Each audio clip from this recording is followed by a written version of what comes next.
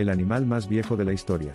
Y no creerás cómo se descubrió. En 2006, un equipo de investigadores hizo un asombroso hallazgo. Encontraron a Ming, una almeja a 80 metros bajo el agua helada de Islandia, y tenía 507 años.